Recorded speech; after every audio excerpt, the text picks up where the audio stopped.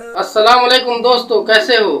उम्मीद है कि सब खैरियत से होंगे। अल्लाह आप लोगों को ऐसे ही खुश रखे। चलिए आज की कहानी की तरफ बढ़ते हैं। आज की कहानी बड़ी सबक खामोश है, आप पूरा सुनना जरूर। कहानी है हलीमा और काशिफ की। हलीमा की माँ काशिफ से हलीमा की शादी कराना चाहती थी। काशिफ थोड़ा कम पढ़ा लिखा था और हलीमा को वो बिल्कुल पसंद नहीं था। हलीमा अपनी माँ से ये कह रही थी कि माँ, मैं काशिफ से शादी नहीं करने वाली। माँ ने उसको बड़े प्यार से समझाया कि बेटी हलीमा, वो तुम्हारा कजन है, अच्छा लड़का है, तुम शादी कर लो। तुम शादी क्यों नहीं करना चाहती? इस पर हलीमा ने कहा, माँ वो जाहिल जैसा है, अनपढ़ जैसा है, न कपड़े पहनने के तमीज है, न बात करने का तमीज है, मैं उसके साथ शादी नहीं कर सकती। माँ ने पहले बड़े प्यार से समझाया, फिर थोड़ी नाराज होकर कहने लगी, हलीमा तुमको काशिफ से शादी करनी ही पड़ेगी, चाहे तुम हाँ बोलो या ना बोलो, राजी हो या ना हो। जब हलीमा ने माँ की ये जिद देखी तो शाम में काशिफ को खुद ही कॉल किया और कहने लगी, देखो काशिफ, मैं तुमसे शादी नहीं कर सकती और मैं तुम्हारे साथ जिंदगी भर नहीं रह सकती। तुम खुद ही शादी से इनकार कर दो। काशिफ ने कहा, मैं माँ बाप के मर्जी के खिलाफ नहीं जा सकता, तुम खुद ही इनकार कर दो। मैं कुछ नहीं कर सकता, मैं माँ बाप को सामने से बिल्कुल ना नहीं बोल सकता, इनकार नहीं कर सकता। हलीमा ने जब देखा कि सब मिलकर काशिफ से ही उसकी शादी कराना चाहते हैं तो हलीमा ने बहुत सारी नींद की गोलियां खा ली। हॉस्पिटल ले जाया गया, डॉक्टर्स ने मैदा वाश किया, हलीमा की जान बच गई। जब होश में आई तो हलीमा अपनी माँ के सामने हाथ जोड़ रही थी। माँ, मुझ पर रहम करो, मैं उस जाहिल इंसान के साथ नहीं रह सकती, और वो भी गांव में तो कभी भी नहीं। माँ ने फिर समझाया कि बेटी, हम तुम्हारा अच्छा बुरा जानते हैं, हम काशिफ को अच्छी तरह से जानते हैं। वो दूसरों लड़कों की तरह पढ़ा लिखा तो नहीं है, लेकिन अखलाक का बहुत अच्छा है, दीनदार है, बाकी लड़कों से बेहतर है। फिर आखिर वो दिन आ ही गया। हलीमा के न चाहते हुए भी हलीमा की शादी काशिफ से करा दी गई। हलीमा ने बस समझ लिया कि अब जिंदगी बर्बाद हो गई, सारे ख्वाब चकनाचूर हो गए, सब खुशियां जला दी गई, सब कुछ एक जाहिल इंसान के हवाले हो गया। बहरहाल शादी हुई। पहली रात आई। जब काशिफ कमरे में आया तो हलीमा ने काशिफ से कहा, तुम मुझसे शादी करना चाहते थे ना, शादी हो गई, लेकिन तुम मुझसे दूर रहो, मेरे करीब भी नहीं आना।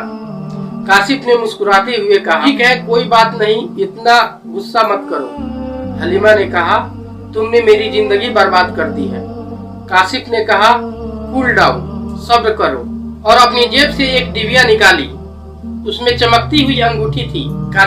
काशिफ ने हलीमा के सामने रख दी और कहा कि हलीमा, ये आपके लिए मैं गिफ्ट लाया हूँ। हलीमा ने उस अंगूठी को देखा भी नहीं और उठाकर साइड में रख दिया और करवट बदल कर सो गई और रोने लग गई। काशिफ ने नफिल नमाज पढ़ी और दूसरी जगह पर जाकर सो गया। यूं हलीमा की जिंदगी का सफर शुरू हुआ।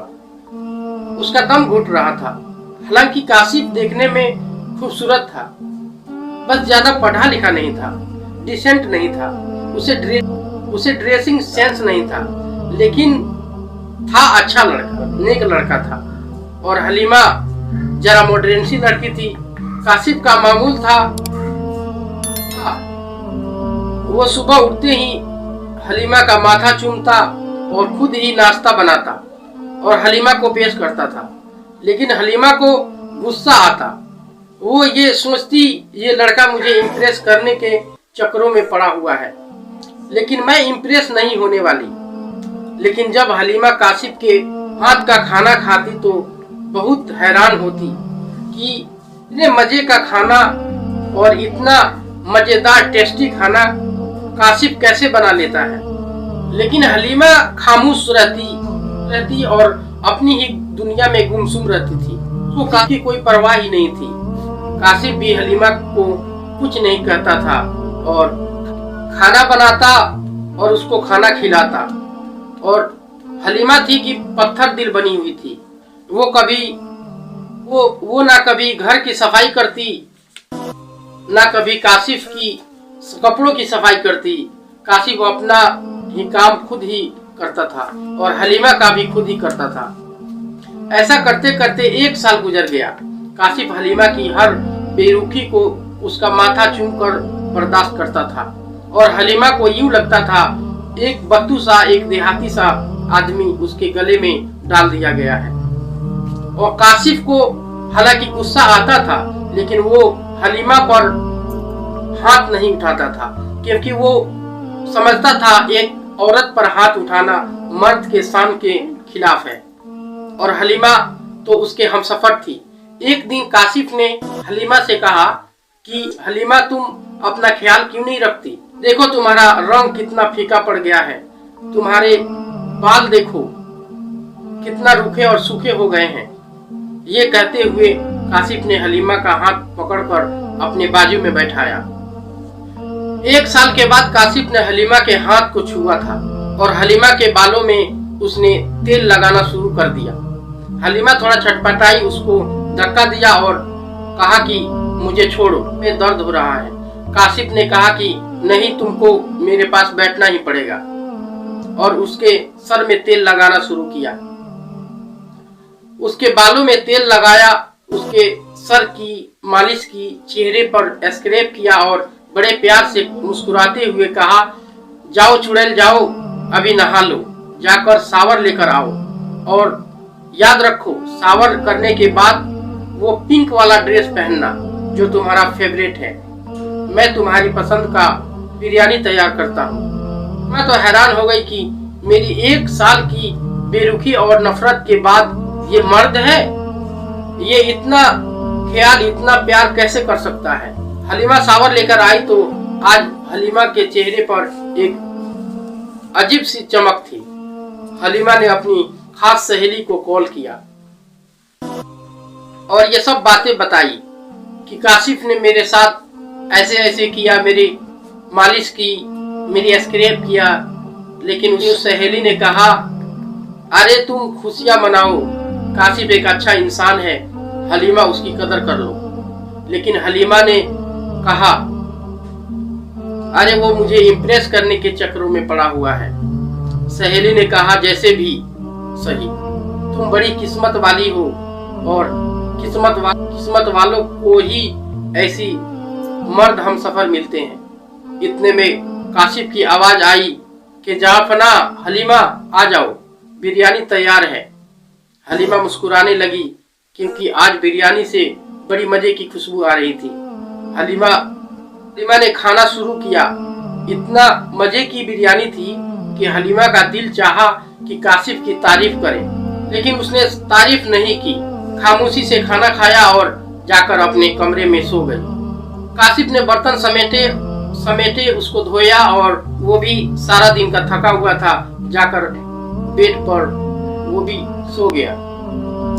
काशिफ सुबह उठा, नाश्ता तैयार किया, हलीमा को उठाया और उसको नाश्ता तैयार करके दिया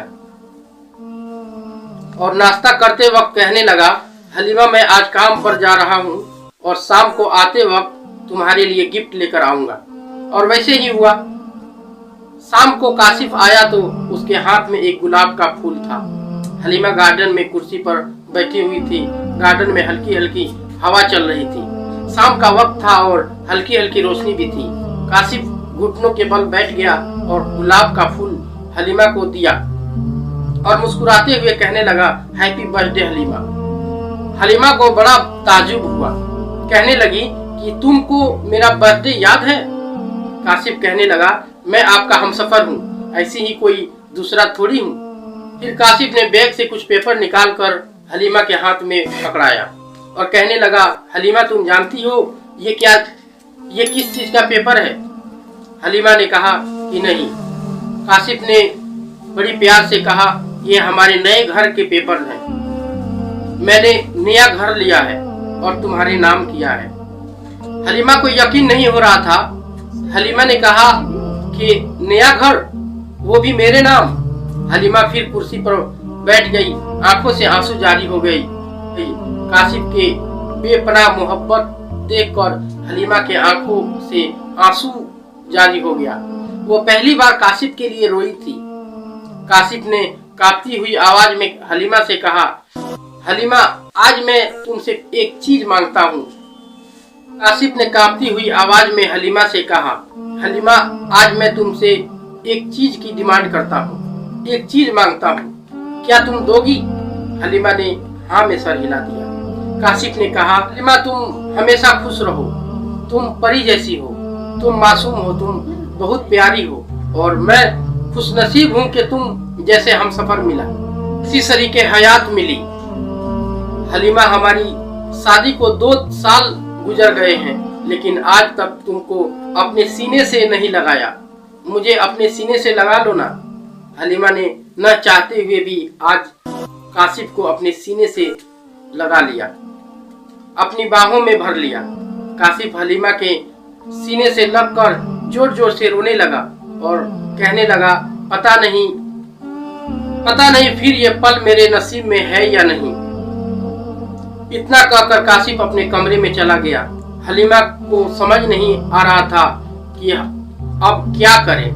वो काशिफ को क्या समझ रही थी और काशिफ कितना अच्छा इंसान निकला, कितने बुरे सलूक का उसने कितना अच्छा बदला दिया। आज हलीमा का दिल चाह रहा था कि काशिफ के बाहों में समा जाऊं। काशिफ के बेपनाह मोहब्बत को 2 साल तक इग्नोर करती रही, फिर भी वो चाहता रहा। रात भर हलीमा ख्वाब देखती रही। अब हलीमा बदल चुकी थी। अब हलीमा वो हलीमा नहीं थी जो 2 साल तक थी। वो सोचने लगी कि आज मैं काशिफ के लिए खुद नाश्ता बनाऊंगी, उसे दुनिया के हर खुशी दूंगी, उसको कभी उदास नहीं होने दूंगी। रात बीत गई, सुबह हुई। हलीमा आज सुबह जल्दी उठ गई, अपने हाथों से नाश्ता तैयार किया। वो बहुत खुश थी और वो उठकर काशिफ का इंतजार करने लगी। काफी टाइम गुजर गया, काशिफ ना आया। हलीमा काशिफ के कमरे में गई और बड़ी मोहब्बत से और प्यार से आवाज देने लगी, काशिफ, मेरे सरताज उठ जाएं। आज मैंने आपके लिए अपने हाथों से नाश्ता तैयार किया है। लेकिन काशिफ है कि उठने को तैयार ही नहीं।